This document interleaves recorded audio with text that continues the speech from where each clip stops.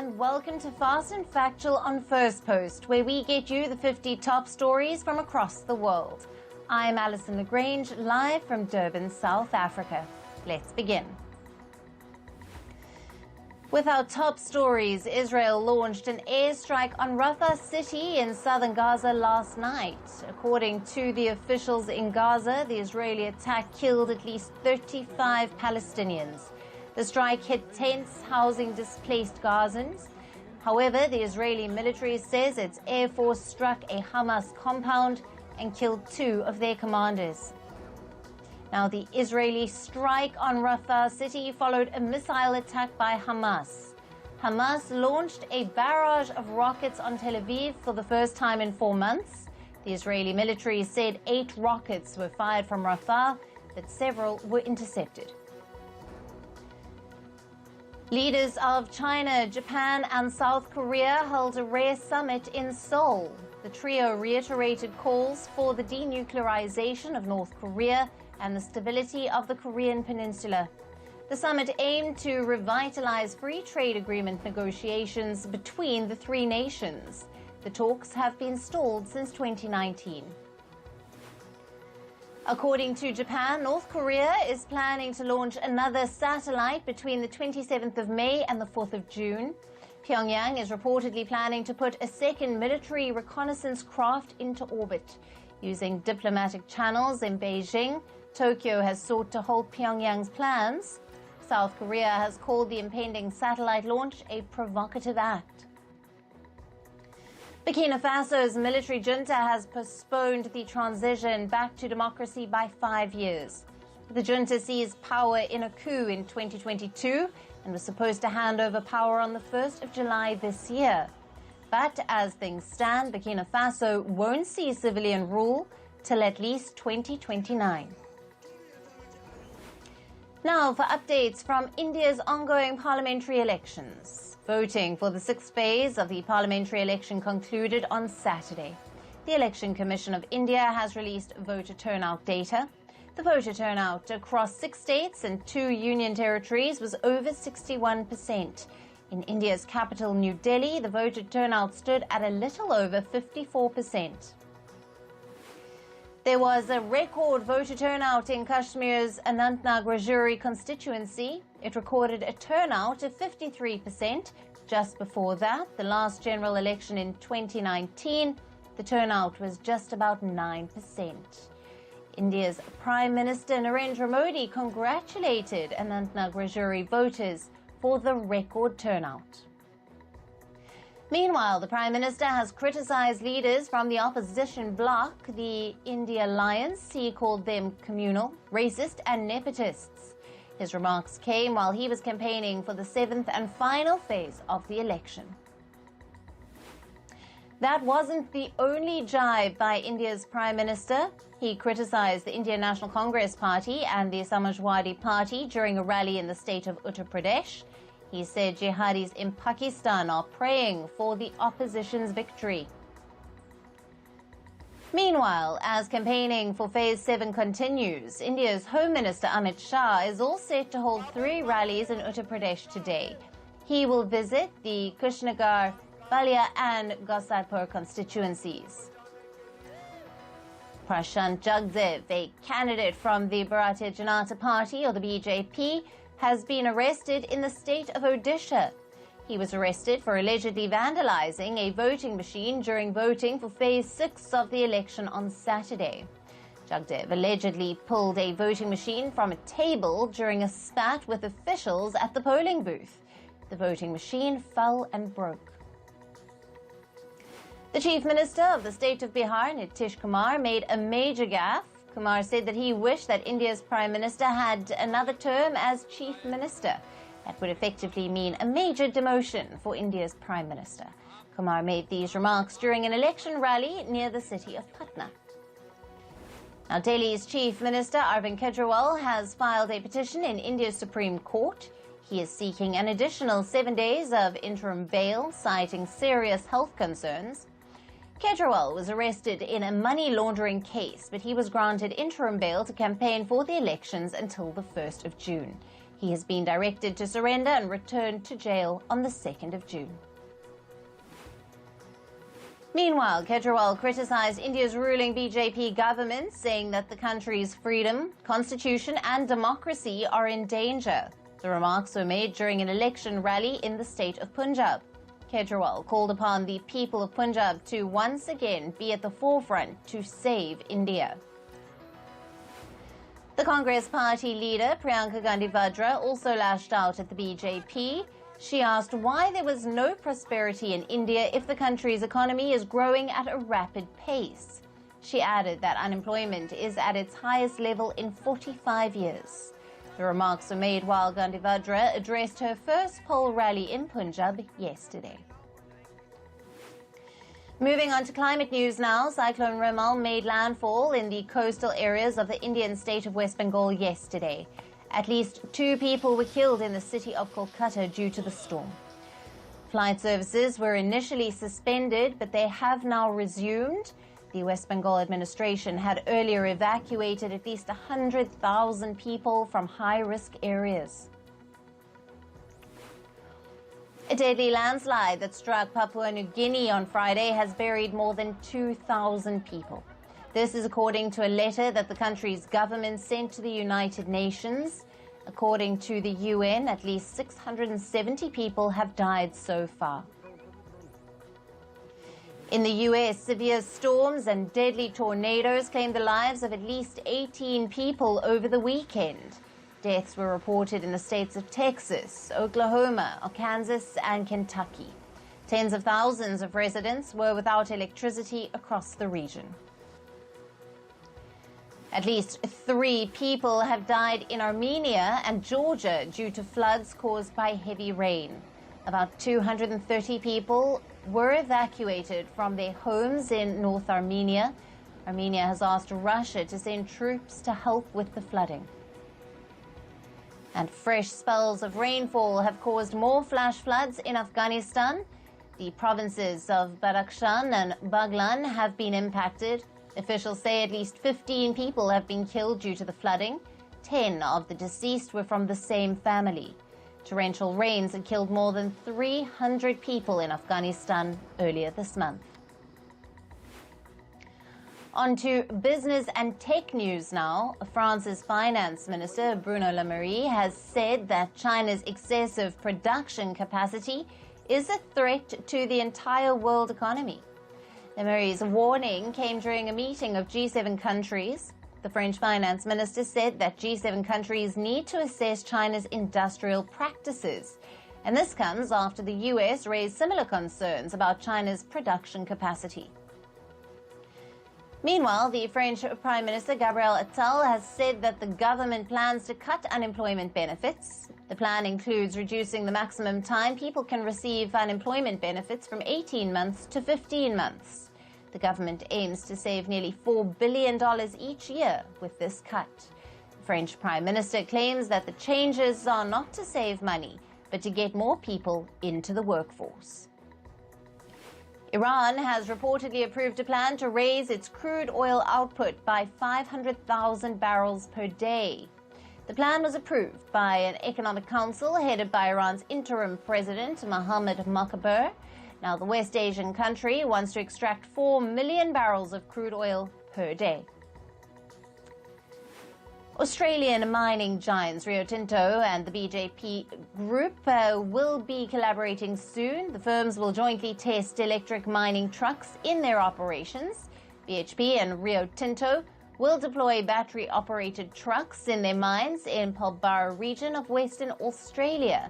Now, the firms say that these electric trucks are expected to help them move closer to their decarbonisation goals. Italian luxury sneaker brand Golden Goose is reportedly planning to launch an initial public offering this week. The firm plans to list its shares on the Italian stock exchange in Milan.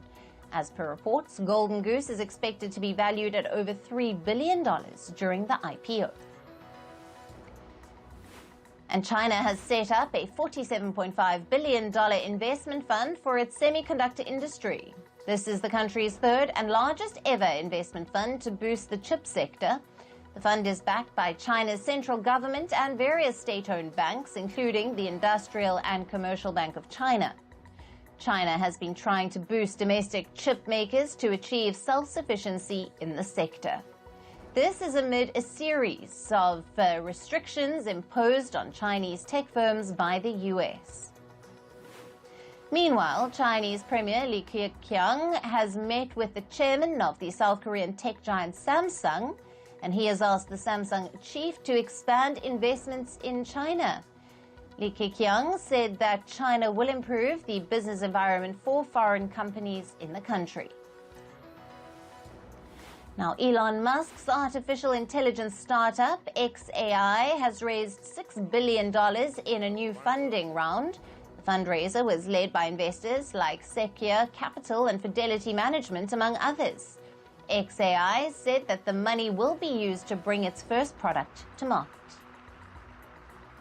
And SpaceX has received the license to operate its Starlink internet service in Zimbabwe.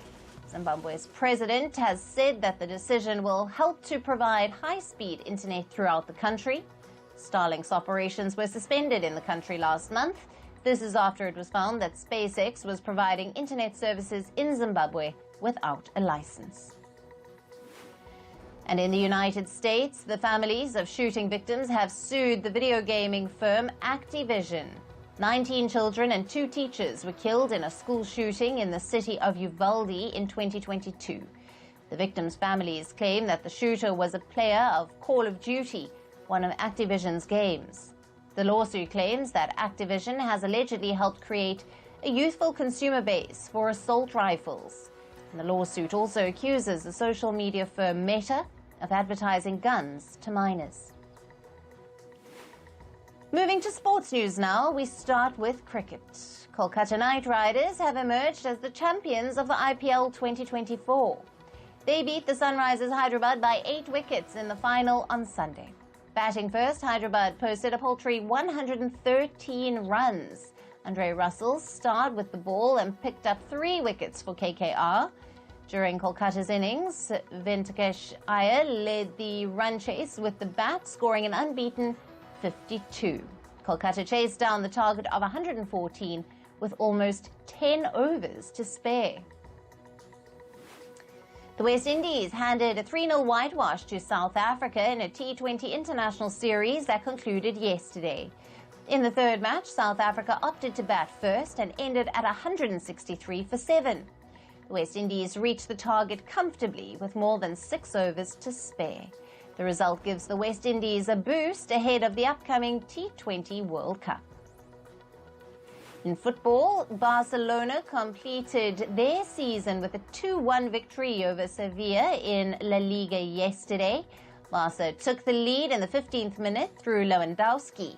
Sevilla levelled with Al-Nassiri strike in the 31st. It was level at the break, but Fermin Lopez scored the winner for Barca in the second half.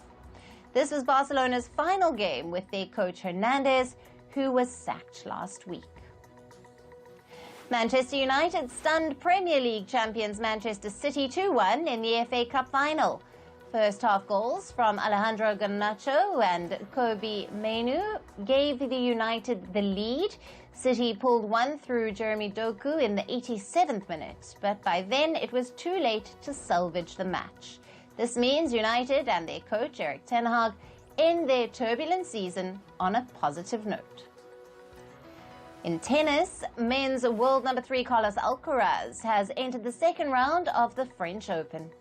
The Spaniard dominated the USA's JJ Wolf 6-1, 6-2, 6-1 in their opening match yesterday. Alcaraz will face the Dutchman Jesper de Jong in the second round.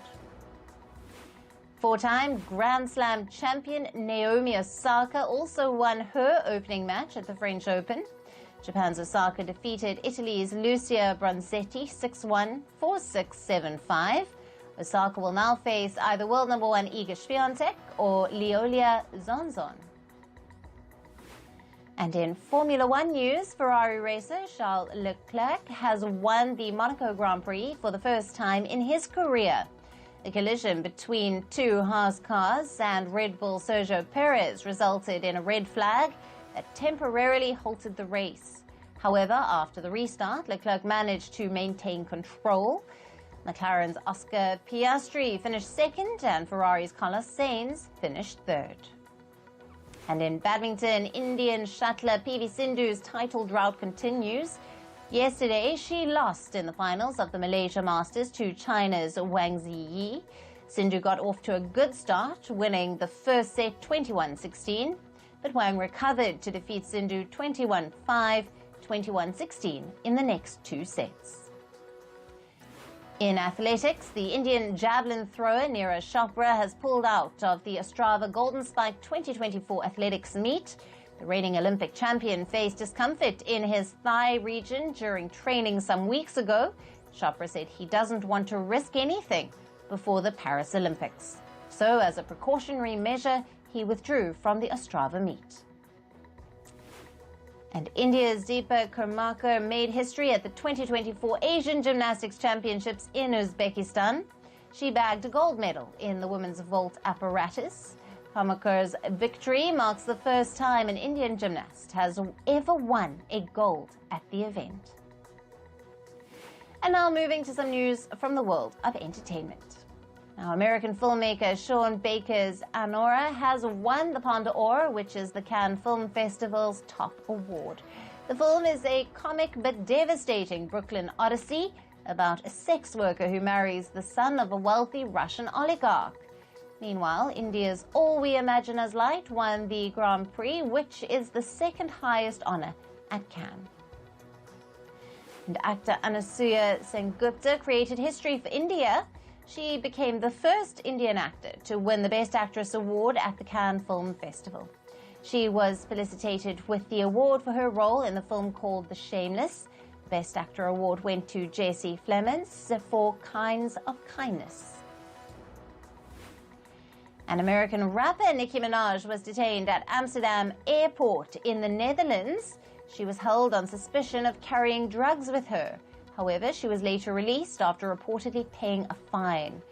This brief detention led her to the cancellation of her concert in Manchester in the UK. An American singer Bruce Springsteen and the E Street Band are rescheduling 2 more shows. They have cited doctors' directions as the singer continues to suffer vocal issues. The band's Prague and Milan concerts will be rescheduled. The European Stadium Tour is scheduled to resume on the 12th of June in Madrid. The E Street Band had earlier postponed their concerts in Marseille. Now, Michael Jackson's nephew, Jafar Jackson, recreated his uncle's iconic 1983 Thriller music video. This is for his upcoming biopic called Michael. In new photos from the film set, 27-year-old Jafar's resemblance to his uncle is uncanny. And the Stranger Things star, Millie Bobby Brown, has married Jake Bon Jovi. The low-key ceremony was reportedly attended by Bon Jovi's parents, John Bon Jovi and Dorothea Bon Jovi, along with the Browns' parents. The couple sparked romance rumors in June of 2021 when Bon Jovi shared a selfie with Brown. And the world's first Doraemon drone show lit up the Hong Kong sky over Victoria Harbour. The show lasted 15 minutes. It displayed images of characters from the popular manga series. A 12-meter-high Doraemon inflatable sculpture also thrilled spectators. And the 60-year-old Miss Universe contestant from Buenos Aires, Alejandra Marissa Rodriguez, has lost the beauty pageant. However, her efforts to become the oldest Miss Universe contestant are being cheered as triumph over ageism. Even though she failed to clinch the Miss Argentina crown, Rodriguez won the title of Best Face. Miss Universe eliminated its long-standing age limit and generated a frenzy of global media attention.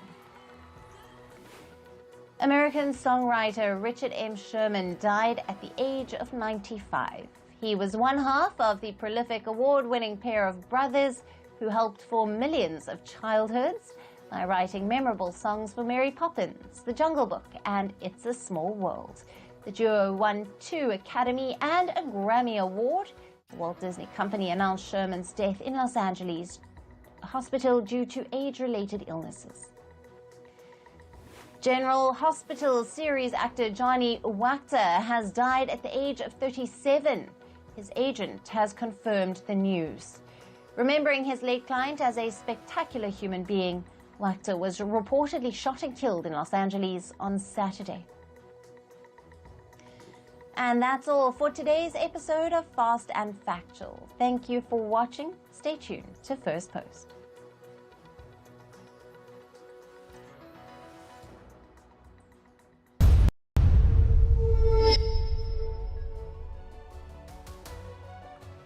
Hello, namaskar. This is First Post and you